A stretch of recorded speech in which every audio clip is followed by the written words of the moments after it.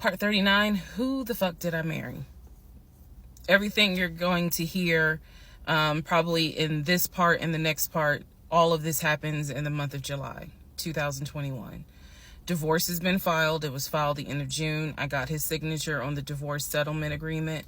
I thought that I had to wait 30 days before I could actually file that with the court.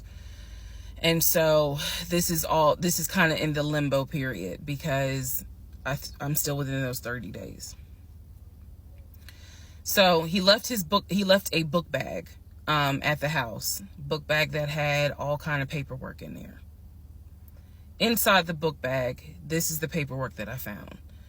Number one, I found a packet from the condiment company where it showed his 401k contributions. It also stated in there that he had been terminated. So he was terminated from the condiment company according to the paperwork in the packet that I saw in the book bag that he left at my house.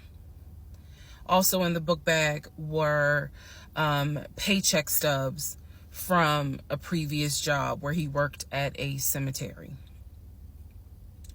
The same cemetery that he took me to show me where his grandmother and grandfather were buried. So let's go ahead. I'll do this video and say this is what he told me. This is what I confirmed. He told me his grandmother and grandfather were buried there. He showed me a headstone with a family name on it. If you go back in previous parts, I talk about it. The truth is they are not buried there. He is of no relation to the people who are buried at that particular gravesite. Only reason why he knew about it is because he had worked there. Also in the book bag, it was a copy of a driver's license that he had. The address on the driver's license, now this I still don't have an answer to, but the address on the driver's license was the same address as the cemetery. Because I looked it up on Google.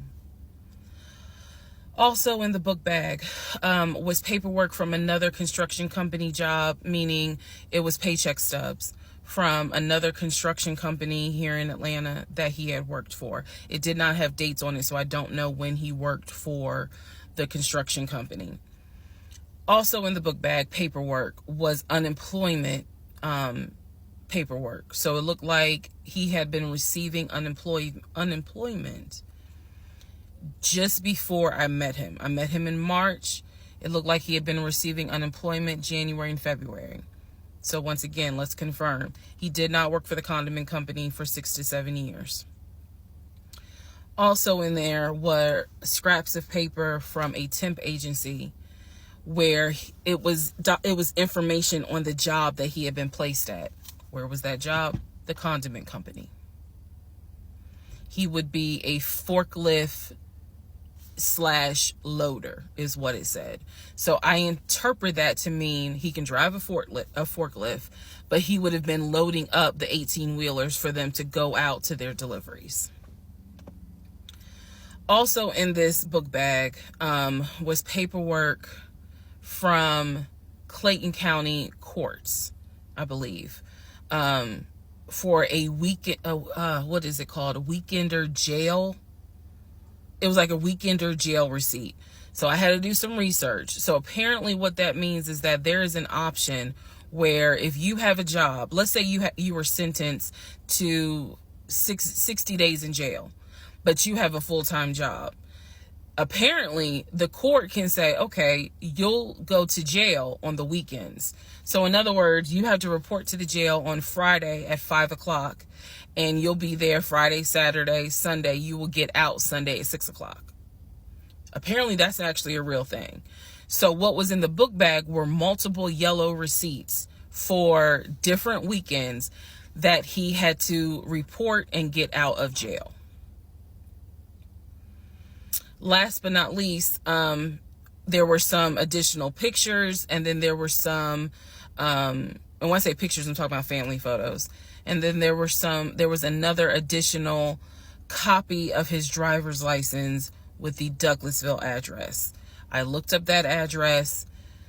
The name associated with that address was the same name as the ex-girlfriend that he had in between the ex-wife and me. If you go back to the video where I talk about the conversation I had with the ex-wife, she tells me that the address was going to come back to the ex-girlfriend. I'm simply saying that is correct. So what she told me is true. So because of everything that I found, I decided to go down a new rabbit hole. Again, just recapping what I said in previous videos. Ex-husband was always a stickler about law enforcement. His dad was a retired police officer. I'm just telling y'all the story. His dad was a retired police officer. Mom was a retired teacher. After his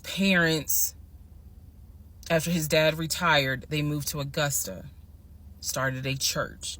He took me to that church in Augusta, the same day that he took me to meet his aunt who lived in Augusta.